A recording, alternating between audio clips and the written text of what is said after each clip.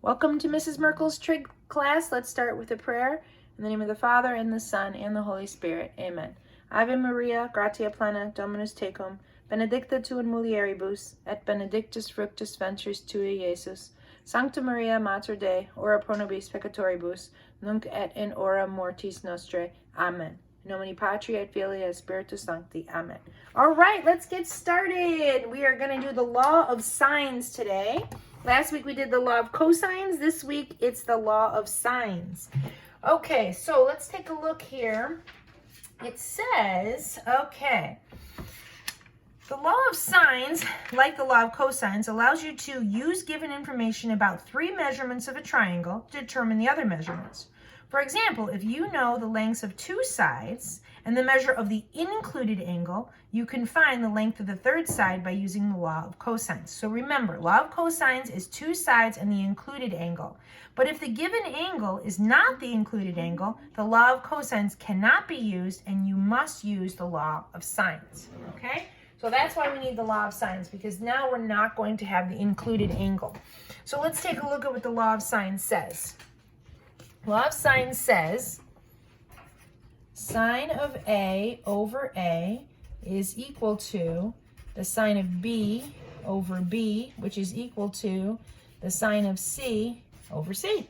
And that's it. That's the law of cosines. So let's take a look at a triangle. Remember, our triangles are just sketches, so it's okay if they're not perfect. So we have A, B, C, and this is A, B, and C, okay? So the sine of A over side A is equal to the sine of B over side B is equal to the sine of C over side C. Let's take a look at some examples. In case you're wondering, that's just the girls in the kitchen finishing lunch. So we have C is equal to 12. Angle A is equal to 42 degrees. And angle C is equal to 69 degrees. Okay? So what we notice here, we have A, and they want to know what A is. So what is A? So if we look at this, we're going to use sine of A over A is equal to the sine of C over C. The sine of A over A is equal to the sine of C over C. Okay, so the sine of 42 degrees over A is equal to the sine of 69 degrees over C, which is 12. All right, we're going to cross multiply. We're going to get really good at cross multiplying with this. So it's going to be A sine of 69 is equal to 12 sine of 42. Okay, so you can put this in your calculator all at once.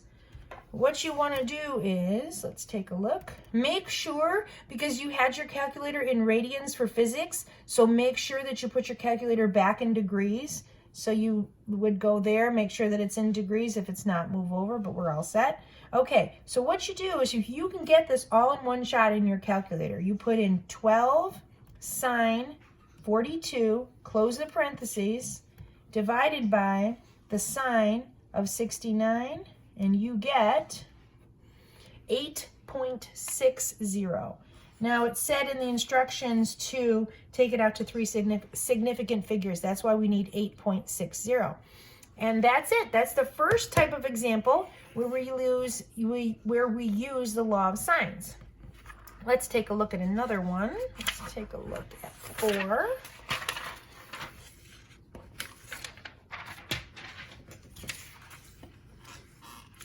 All right, number 4 says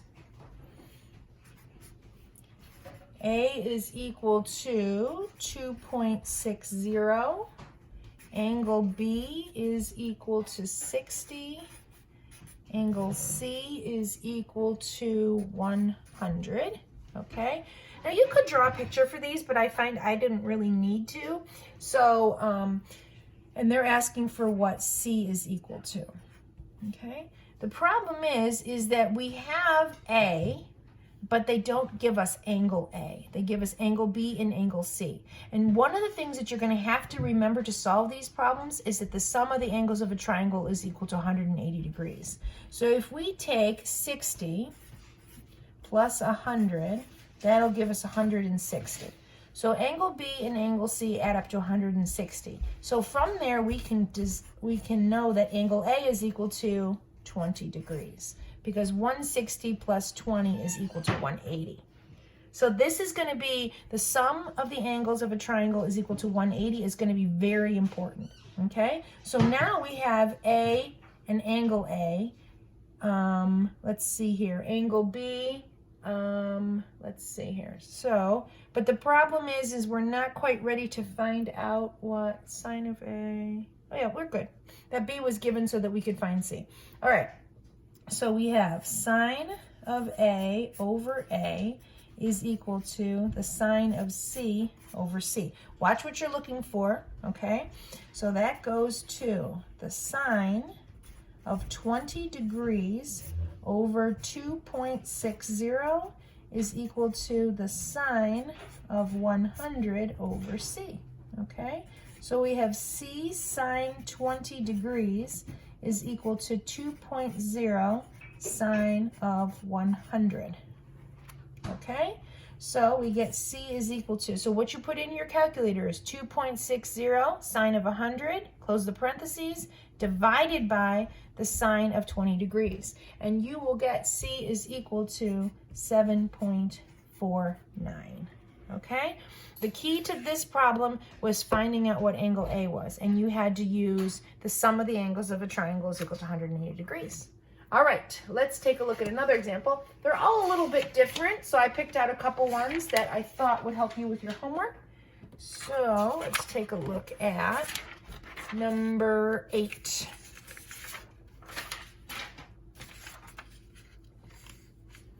Number 8 says A is equal to 4.5, B is equal to 6.0, and angle B is equal to 35 degrees. And they want us to know, they want to know what angle A is, okay? So the first thing that we can do is we say that the sine of A over A is equal to the sine of B over B, all right? Sine of A over 4.5 is equal to the sine of 35 over 6.0. We cross multiply, so we get 6.0 sine of A. Sorry about that. I don't know why I keep making a lowercase one there. 6.0 sine of A is equal to 4.5 sine of 35, okay?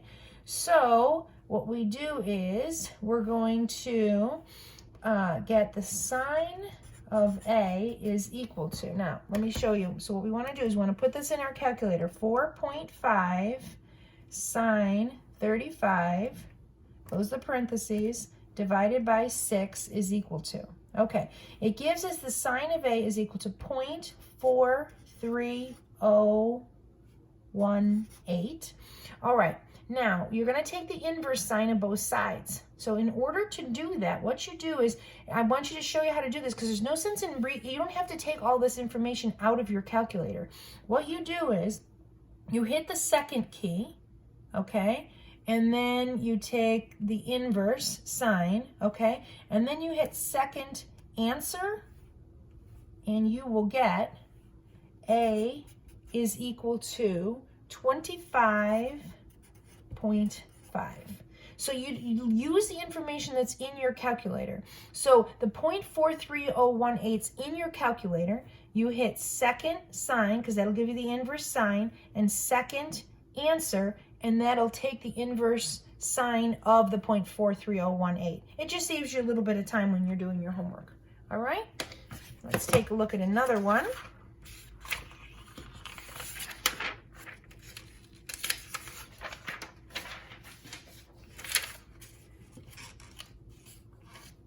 Let's take a look at number 10. So you just have to use what information they give you. A is equal to 18, B is equal to 12, angle A is equal to 110. So, and they're looking for angle C, okay?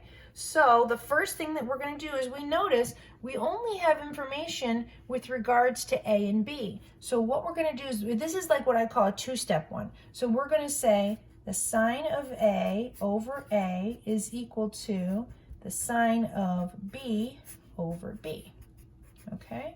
So we have the sine of 110 degrees over 18 is equal to the sine of B over 12. Okay, so you're going to have 12 sine 110 degrees is equal to 18 sine of B. Okay, so when you work that out, you get that the sine of B, this will be that little intermediate step in your calculator, is equal to 0.626. You take the inverse sine, and B is equal to 38.8. But the problem is that they're not looking for B, they're looking for C. So do you remember what I said before? The other important thing, the law of sines is important, and there's also the sum of the angles of a triangle is equal to 180 degrees, okay?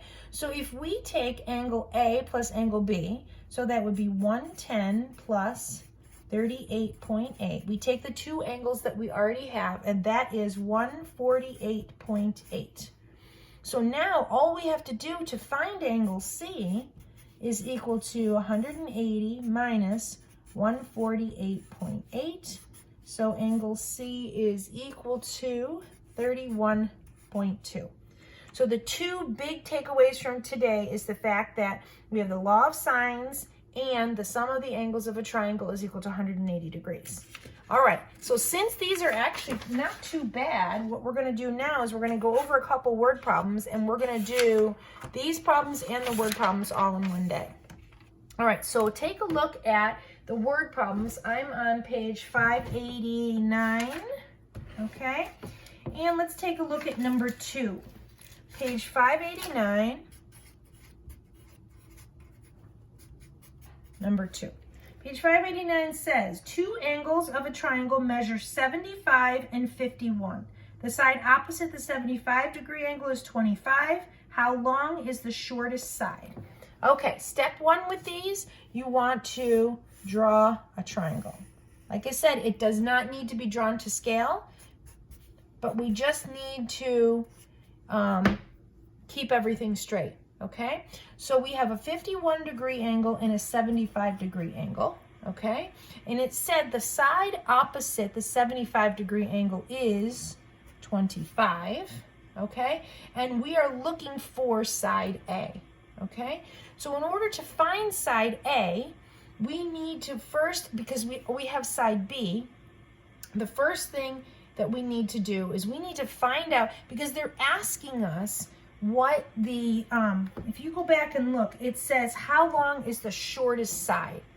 Well, the shortest side, this is really, really important. It saves you a lot of work. The side opposite the shortest, or I should say smallest, angle is the shortest side. Okay, the side opposite the smallest angle is the shortest side. So if you think about it, if you just take your fingers, if you've got a big angle, it's going to be a long side. If you've got a small angle, it's going to be a short side. So the side opposite the smallest angle is the shortest side. The problem is we don't know real quick looking what angle C is. If we find out what angle C is, then we can figure out which the shortest side is. So to find out what angle C is, we have to say 51 plus 75 is equal to 126. And then we say 180 minus 126 is equal to 54 degrees, okay? So we know this triangle is 75, 51, 54. So they want to know what the shortest side is. Well, the shortest side is across from the shortest angle, which is there. So that means that's the first step, is finding out what they're asking. That would be A. So we're going to use the law of sines. So we have the sine of A over A is equal to the sine of B over B, okay? The sine of 51 over A is equal to the sine of 75 over 25, okay? So you get A sine 75 is equal to 25 sine 51. Put all that into your calculator and you get A is equal to 20.1. Okay, let's say you made a mistake. You have enough information, you can find the other side, but you need to work smarter and not harder. So just remember, the side opposite the smallest angle is the shortest side. The side opposite the largest angle is the largest side. So just keep that in mind, okay? Okay, that was page 589, number 2. Let's take a look at number 4. Number 4 says, a college football pennant is in the shape of an isosceles triangle. The base is 16 inches long, and the sides meet in an angle of 35 degrees.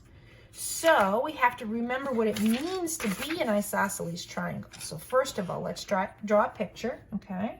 So I'm going to draw it like this because I like to have my base angles down here, okay? It said that the base of the isosceles triangle is 16 inches long, okay? And it said that the sides meet at an angle of 35 degrees. So that angle at the top is 35 degrees. Now, it wants to know, let's see, how long are the sides, okay? So let's take a look at this here, A, B, C, okay? The first thing is we realize we have to find angle A or angle B. So you have to remember that these sides, this is an isosceles triangle, so these sides are equal, so their angles opposite them are equal. Angle A is equal to angle B, okay? So what that means is that if we sum up all the angles of the triangle, 2 times angle A plus 35 is equal to 180.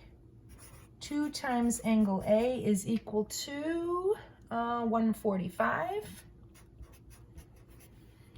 Angle A is equal to 72.5. If angle A is 72.5, angle B is 72.5. And if you weren't sure, if you're like, oh no, what if I made a mistake? Why is it a fraction? Take 72.5 plus 72.5 plus 35, and you'll realize that you get 180 degrees. All right, now we're ready to go ahead and find what they're looking for, which was the sides, okay? So it doesn't matter whether we find side A or side B, because remember, it's isosceles, both those sides are the same. So I found A. So we have the sine of A over A is equal to the sine of C over C. So sine of 72.5 over A is equal to the sine of 35 over 16. A sine 35 is equal to 16 sine 72.5. Put in your calculator 16 sine 72.5, close the parentheses, divided by sine 35, and you will get A is equal to 26.6 inches. Okay, so that wasn't too bad for a word problem. Now let's take a look at one last word problem, and then I will give you your homework. I'm looking at number 6.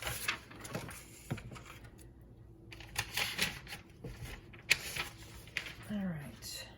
Number 6 is a little bit wordier, but if you read it a couple of times, it's not so bad. Number 6 says, 2 surveyors are on opposite sides of a swamp. To find the distance between them, one surveyor locates a point P that's 180 meters from her location at point P.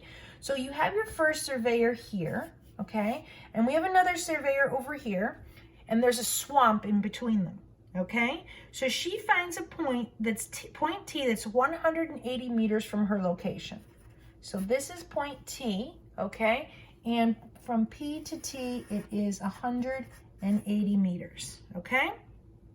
It says the angles of sight from T to the other surveyor's position are, Okay, so that completes our triangle. All right, it says it measures 72 degrees for RPT. So RPT is 72 degrees. All right, and 63 degrees for PTR. PTR is 63 degrees. Okay, how far apart are the surveyors? So we're looking for T, which is that. Okay, so let's take a look now. Oh, let's see here. We have the sine of R over, okay. So the sine of R over 180 degrees. So it's okay. We don't have A, B, and C, but that's okay. The sine of R over R is equal to the sine of T over T. So you should be getting really good at the law of sines, so that's not too bad for us. Okay, so we have the sine of R. Oh, so here's the thing. Look, we don't have R. So what we have to do is we have to say 63 plus 72 is equal to, isn't that funny? I don't have that on here. 63 plus 72 is equal to 135, and 180 minus 135 is equal to 45. Okay, so that's okay if you don't have some information. That's all right. We'll fill it in. Okay, so we have the sine of 45 over 180 is equal to the sine of 63 over T.